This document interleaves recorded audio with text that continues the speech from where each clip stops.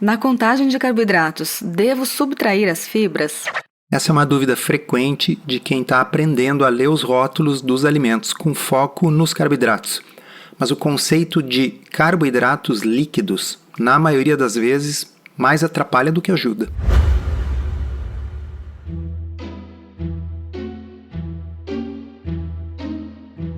Comida sem filtro. Saúde, low carb, estilo de vida, evidências científicas e, claro, nossas opiniões. Toda semana um episódio novo e gratuito para você. Comigo, Dr. Souto. E comigo, Sari Fontana. Para ser avisado a cada novo episódio e receber as referências bibliográficas no seu e-mail, cadastre-se em drsolto.com.br/podcast.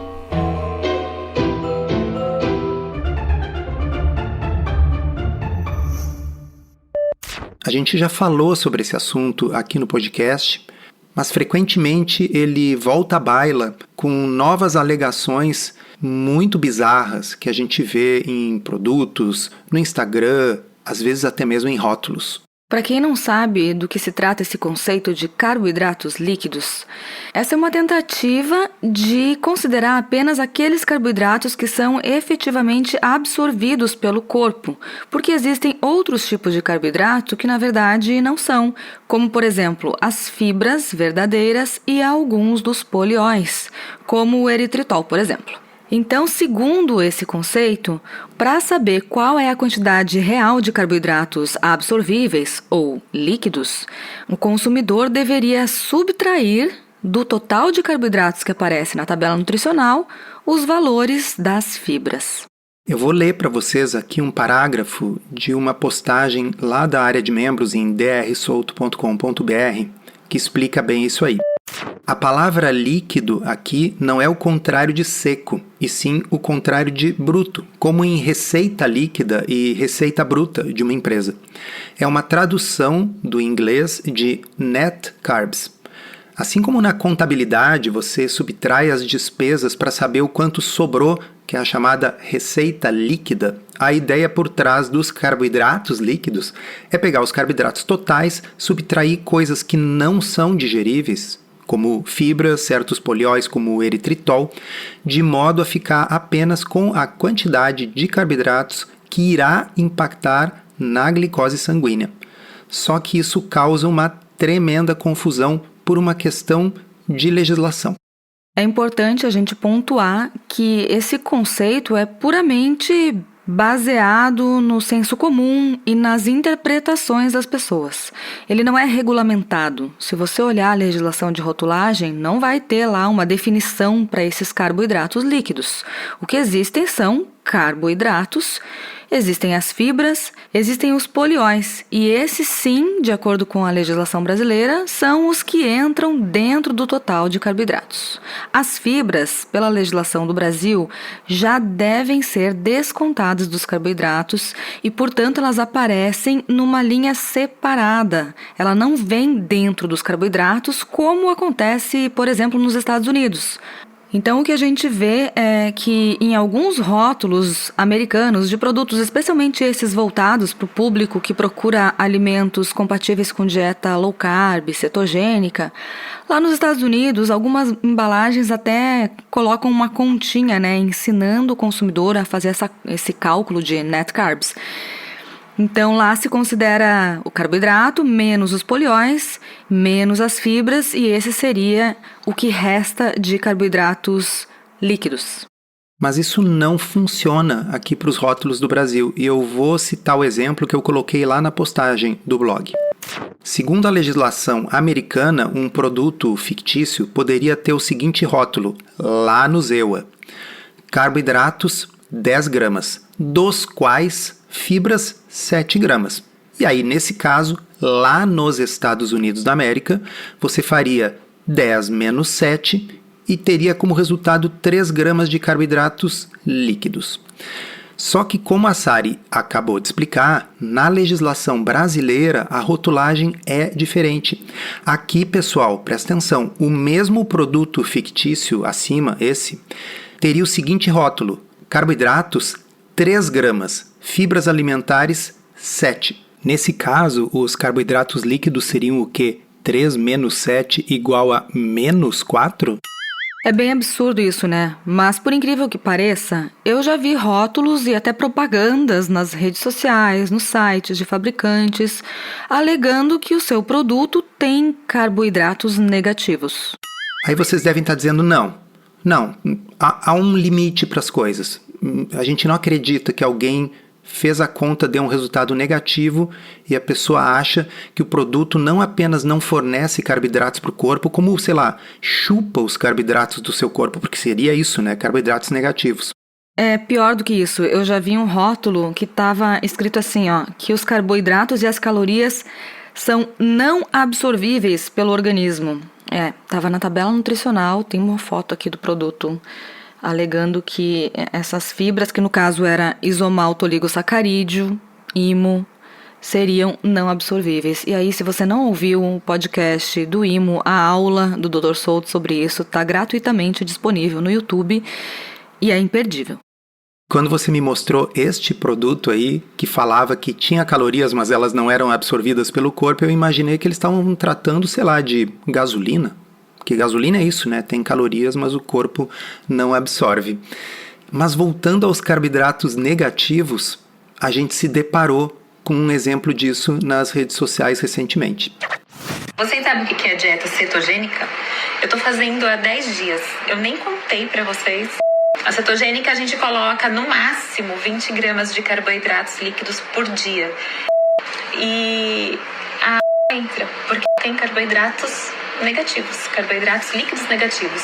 Você tira as fibras dos carboidratos e não sobra nada de carboidrato. Disse a vendedora de maçã em pó, né? Eu queria que vocês vissem a cara do Dr. Souto enquanto ouve esse conjunto de maravilhas. Não me sai da cabeça a imagem mental do carboidrato líquido negativo como sendo algo que, quando você consome, ele chupa a glicose que está na sua corrente sanguínea e devolve essa glicose para dentro do pote do produto. Porque afinal é negativo, é como gravidade negativa. Né? A gente tem a força da gravidade. Se tivesse gravidade negativa, a gente flutuaria, e flutuaria com mais força se a gente tivesse mais massa. É nesse nível de bizarrice, sabe? A raiz quadrada de -1, os números imaginários. Existe uma expressão na filosofia chamada reductio ad absurdum. Reductio ad absurdum é quando você pega um argumento e leva ele até o final. E se o resultado for completamente absurdo, é uma das boas formas de provar que ele é falso. Então, o fato de que você faz essa conta e ela dá carboidratos negativos não deveria fazer a pessoa ir para a rede social e dizer que bom, use o meu produto porque ele é melhor do que não consumir nada. Ele tem carboidratos negativos. Isso deveria fazer uma pessoa com bom senso pensar, nossa, eu fiz a conta errada. Então, só explicando novamente, é uma confusão da forma como os produtos são rotulados nos Estados Unidos e no Brasil. Então, se o produto este que está sendo vendido tem 4 gramas de açúcar e 6 gramas de fibra, isso não dá 4 menos 6 igual a -2.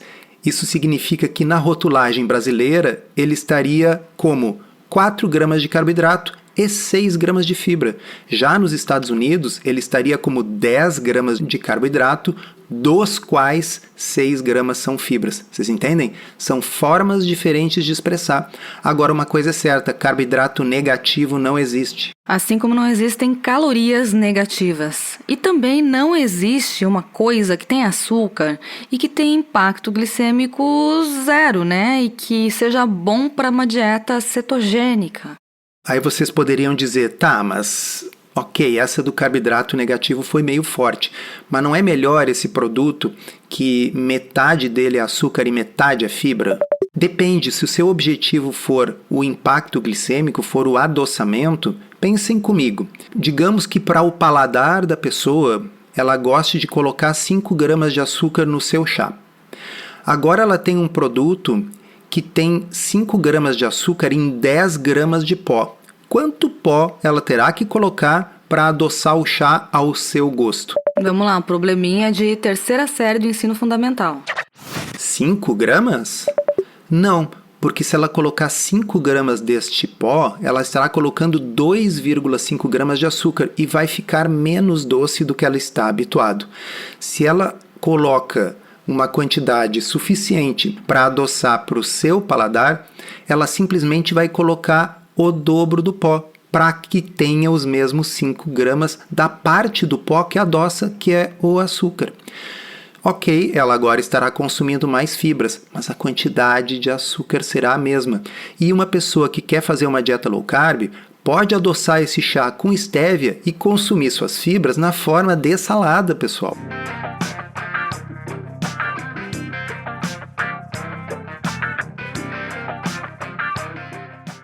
Quando uma pessoa me pergunta se precisa considerar esses carboidratos líquidos na hora de olhar os rótulos, eu costumo orientar que não. Eu acho mais seguro considerar a quantidade de carboidratos totais, mesmo que parte deles seja de algum poliol que não tenha impacto glicêmico, que não tenha calorias. Porque a chance de errar é muito grande quando você começa a tentar fazer essas contas sem ter um conhecimento aprofundado das nuances, das diferenças entre os ingredientes. Vocês querem ver um exemplo? Na conta dos carboidratos líquidos, seria legítimo descontar o eritritol e o sorbitol, por exemplo, mas seria incorreto descontar a totalidade do maltitol. Vocês que nos escutam aqui, alguns já sabem isso, mas muita gente não sabe. Se a pessoa entendeu, olha, os polióis pode descontar, tem alta chance de cometer erros. Da mesma forma, muita gente por aí anda colocando IMO, o isomaltoligosacarídeo, aquele que eu tenho a aula lá no YouTube, IMO. O pessoal coloca IMO muitas vezes como fibra, o que é incorreto, inclusive de acordo com a Anvisa, mas tudo bem, colocam e descontam. E aí o produto aparece como tendo baixo carboidrato. E na realidade o IMO tem o mesmo impacto que teria, sei lá, farinha, que teria amido. Maltodextrina. Portanto, a não ser que você tenha um conhecimento bem aprofundado de rótulos, é melhor não ficar caindo nessa confusão aí dos carboidratos líquidos. Até porque no Brasil não é obrigatório especificar dentro dos carboidratos a quantidade de polióis, não é obrigatório. E muitas vezes os produtos têm um mix de polióis e eles, embora sejam todos agrupados nesse termo, né, polióis, eles não são todos iguais. Então, na prática, mesmo que você conheça as diferenças entre eles, dependendo do rótulo, é impossível você saber quanto tem de cada um, simplesmente porque eles não estão especificados. Isso tudo posto, só relembrando, carboidratos líquidos negativos não existem e não tem nenhum produto alimentício que vai chupar as calorias e os carboidratos do seu corpo e devolvê-los para o potinho. Encerramos assim esse episódio do Comida Sem Filtro, que foi idealizado, roteirizado e produzido por nós. Se você gostou, divulgue para os seus amigos e inscreva-se na sua plataforma preferida para não perder nenhum episódio. As informações contidas neste podcast são apenas para fins informativos e podem não ser apropriadas ou aplicáveis às suas circunstâncias individuais. Este podcast não fornece aconselhamento médico ou profissional e não substitui a consulta com um médico e ou nutricionista. Não use este podcast para diagnóstico ou tratamento médico. Qualquer sugestão é apenas uma recomendação geral, que não é específica para qualquer pessoa ou doença em particular.